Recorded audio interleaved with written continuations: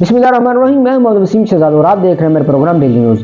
दोस्तों, चीन से एक खबर आई है कि वहाँ पर बच्चों को होमवर्क कराते हुए वालिदैन को फालज और दिल का दौरा पड़ने लगा।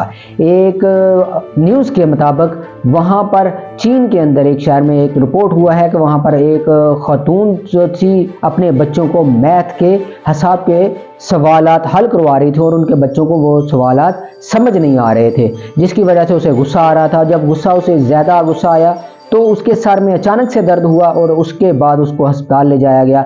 अस्पताल जाकर उनको पता चला कि इसको हल्का सा फालज का अटैक और दिल का दौरा जो है वो पड़ा है। इसके बाद ये मामलात बढ़ते गए हैं। वहाँ पर 4-5 ऐसे केसेस सामने आ गए हैं जहाँ पे वालिदैन को बच्चों को जो पढ़ा रहे थे उनको या तो दिल का दौरा पड़ रहा था या उनको जो है वो फालज का अटैक आ रहा था। ये मामलात हो गए हैं आजकल ज़हनी परेशानी की वजह से, क्योंकि बच्चों में सबसे ज़्यादा हर आदमी बच्चों के लिए सेंसिटिव होता है और बच्चों के लिए परेशानी भी लेता है।